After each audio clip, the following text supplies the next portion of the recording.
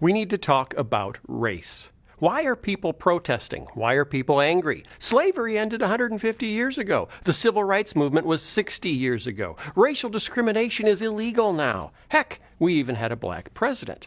So why are people still upset? We're going to go through history and we're going to look at some data, and we're going to go quickly so this video doesn't get too long. So hang on. These are two households in America. One is black, the other is white. Today, the average black household has 60% of the income of the average white household, but only 1/10 of the household wealth. Why does that matter? Well, household wealth helps send kids to school, helps launch small businesses, stabilizes loss of income, and helps families survive catastrophic events like divorce or unemployment. What's amazing about this number is that there are lots of extremely wealthy African Americans, movie stars, pop stars, 75% of the NBA, 70% of the NFL, Oprah, Tyler Perry, Ben Carson, Morgan Freeman, and there are a lot of extremely poor white families. Think of Appalachia and other parts of rural America. But even when we factor all that in, the average black household still has only 1/10 the wealth of the average white household. How did that happen? Well, here we go. What happened after we freed the slaves, after the Civil War ended? 9 states enacted vagrancy laws, making it a crime to not have a job. The law was applied only to black men. 8 of those states then allowed prisoners, the black men who'd just been arrested for not having a job, to be hired out to plantation owners with little or no pay going to the prisoners themselves. So, that's right, men who had been freed from the plantations found themselves right back on the plantations.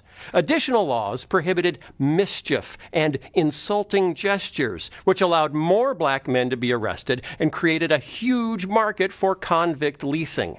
Working conditions for these leased convicts could be worse than slavery because the plantation owner leasing the black prisoner had no long-term interest in his well-being.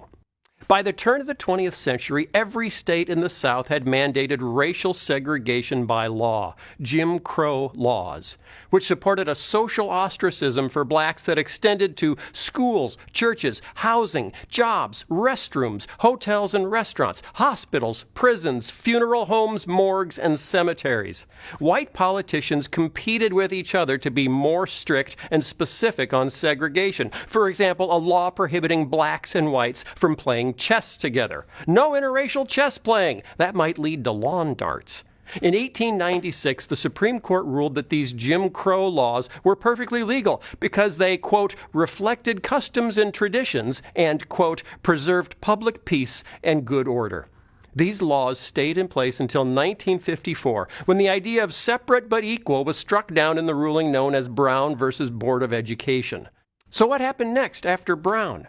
Well, in 1956, the Southern Manifesto was signed by 101 out of 128 Congress members from the South, pledging to maintain Jim Crow by all means possible. 5 states passed nearly 50 new Jim Crow laws after 1954. Private whites-only schools, dubbed segregation academies, popped up all across the South, many of them Christian. But now widespread civil rights protests, combined with anti-war protests that were occasionally becoming violent, inspired the political rise of law and order rhetoric. Richard Nixon became the first candidate to campaign specifically on a platform of law and order. In 1968, 81% of Americans agreed that law and order had broken down in this country, and the majority blamed communists and Negroes who start riots. Let's go back to household wealth. The average black household has 1/10 the wealth of the average white household. Why is that? Because the number one source of intergenerational wealth in America is home ownership. And from the 1930s to well into the 1960s, the federal government enacted policies to actively encourage white families to own homes and discourage black families from doing the same. In 1934, the Federal Housing Administration created a risk rating system to determine which neighborhoods were safe investment for federally backed mortgages. Black neighborhoods were deemed too risky, marked off in maps with red ink, in a practice now known as redlining. After World War II, a boom of new suburban housing was built all over the country, much of it restricted by deed to whites only. In 1948, 40% of new housing developments in Minneapolis, for example, had covenants prohibiting purchase by African Americans. So blacks couldn't live in white neighborhoods and couldn't get federally insured loans for black neighborhoods. Until 1950, the Realtors Code of Ethics specifically prohibited selling a house in a white neighborhood to a non-white family. You could lose your realtor's license if you helped a black family buy a home in a white neighborhood. In the 1930s, the FHA's underwriting manual said, quote, incompatible racial groups should not be permitted to live in the same communities. The FHA went on to recommend that highways would be a great way to separate black neighborhoods from white neighborhoods. The FHA funded huge white-only suburban housing developments, leaving blacks behind in inner cities. After World War II, the GI Bill provided subsidized mortgages to help millions of men returning from war to buy their first home. While technically eligible for the GI Bill, the way it was administered left 1 million black veterans largely on the outside looking in. In New York and New Jersey, the GI Bill insured more than 67,000 new mortgages. Fewer than 100 of those went for homes purchased by non-whites. In 1947, there were 3,200 mortgages in Mississippi guaranteed by the government for returning veterans. Of the 3,200, only 2 went to black veterans. As a result, white families after the war were able to build home equity, growing wealth for retirement, inheritance, and college education for their kids. One historian has stated that there was no greater instrument for widening an already huge racial gap in post-war America than the GI Bill. And then came the war on drugs.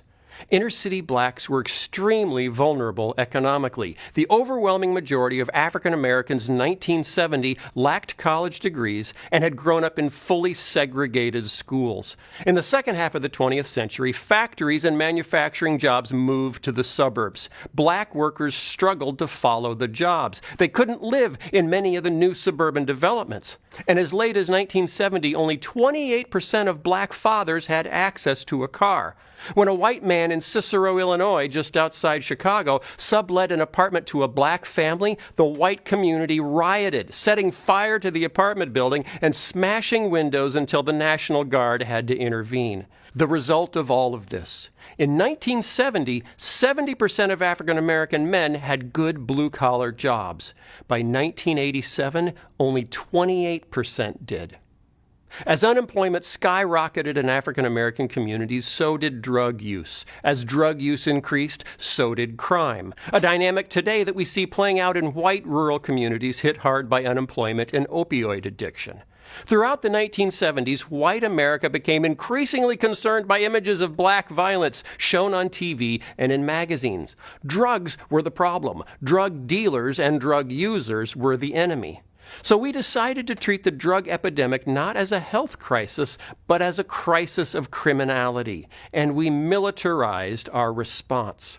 During the Reagan-Bush years from 1981 to 1991, how we invested money in anti-drug allocation completely changed. The anti-drug budget for the Department of Defense went from $33 million in 1981 to more than $1 billion in 1991. The Drug Enforcement Agency's budget to fight criminality and drug use went from $86 million to more than $1 billion. Then we came to the 1986 Anti-Drug Abuse Act, which carried mandatory minimum sentences, much harsher for the distribution of crack cocaine, which was associated with blacks, than powder cocaine, which was associated with whites. Mandated evictions from public housing for any tenant who permitted drug-related criminal activity to occur on or near premises. It eliminated many government benefits, including student loans, for anyone convicted of a drug crime.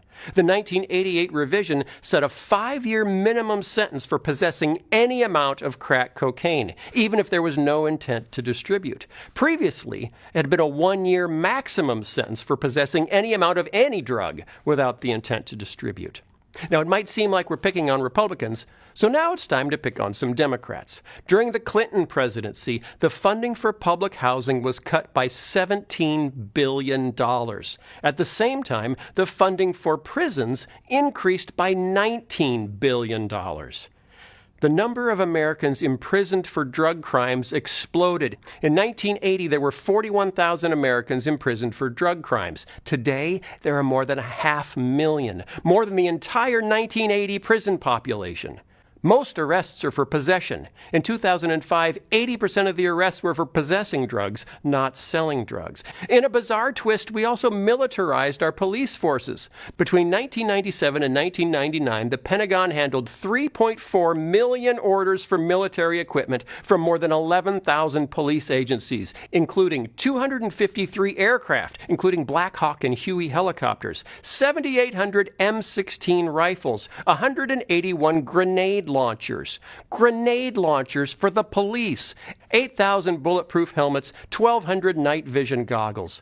We also changed policing tactics. A no-knock entry is when a SWAT team literally breaks down your door or smashes in through the windows, like in E.T. when the cops come flying in from every direction looking for E.T. So back to Minneapolis. In 1986, Minneapolis SWAT teams performed no-knock entries 35 times. 10 years later, in 1996, they performed no-knock entries 700 times. That's 2 every day.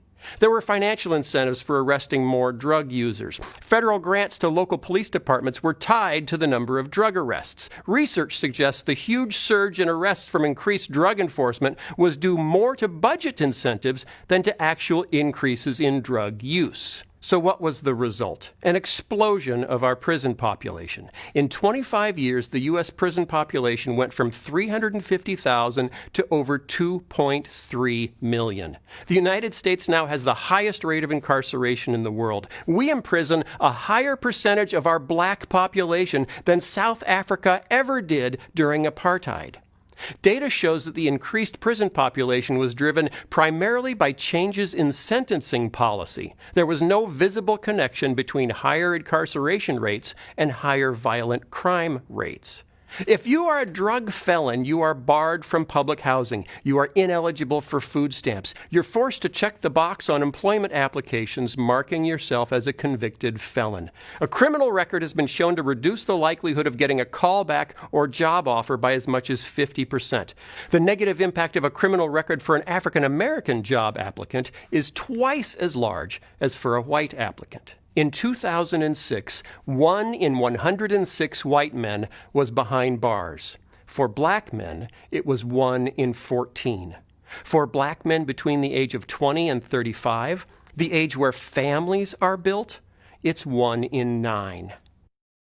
Overall, African Americans and white Americans use drugs at roughly the same rate, but the imprisonment rate of African Americans for drug charges is almost 6 times that of whites. It may be true that there isn't explicit racism in our legal system anymore, but it doesn't mean justice is blind. A law in Georgia permitted prosecutors to seek life imprisonment for a second drug offense. Over the period of the study, this law was used against 1% of white second-time offenders and 16% of black second-time offenders. As a result, 98% of prisoners serving life sentences under this law were black. Study: African American youth in the U.S. make up 16% of all youth. But 28% of all juvenile arrests, 35% of youth sent to adult court instead of juvenile court, and 58% of youth admitted to adult state prison. Study: blacks on the New Jersey Turnpike make up 15% of all drivers, but 42% of all stops by police and 73% of all arrests. Among all drivers stopped, white drivers were 2 times more likely than black drivers to be carrying drugs. Study: Volusia County, Florida. 5% of drivers were black or Latino, but 80% of drivers stopped were black or Latino. Study: Oakland, California. Black drivers are twice as likely as white drivers to be stopped and 3 times more likely to be searched. In Minneapolis, Philando Castile had been pulled over 49 times in 13 years, mostly for minor infractions. The 49th time he was pulled over, he was shot by the officer while sitting inside his car. He'd been pulled over for a broken taillight. Chuck Colson's organization, Prison Fellowship, recently organized a manifesto that was signed by evangelical leaders asserting that our over-reliance on incarceration fails to make us safer or restore the people and communities who have been harmed. Unconscious bias seeps into schools, too, as white teachers often assume black students are less intelligent than they actually are. A gifted student usually has to be recommended by a teacher to move to a gifted track. When a teacher is black, an equally gifted white and black student have comparable chances of being recommended. When the teacher is white, the black student's odds of being recommended are cut in half. Are white teachers racist? No. Are they affected by bias? Yes, and it affects black students every day. So where are we? The average black household has 1/10 the wealth of the average white household. This didn't happen by accident. It happened by policy. We, the majority culture, told them where they could live and where they couldn't. Then we moved most of the jobs to the places we told them they couldn't live. When the predictable explosion of unemployment and poverty resulted in a predictable increase in drug use and crime, we criminalized the problem. We built $19 billion of new jails and sold grenade launchers to the police. As a result, a white boy born in America today has a 1 in 23 chance of going to prison in his lifetime. For a black boy, it's 1 in 4. And that is why people are angry. Many people care deeply about these issues. Many have suggested solutions. Some of those have been tested, with results ranging from moderate success to abject failure. I'm not here to tell you what the right solutions are, because I don't know. I'm just here to ask you to do one thing. It is the thing that begins every journey to a solution for every problem. What am I asking you to do? Care.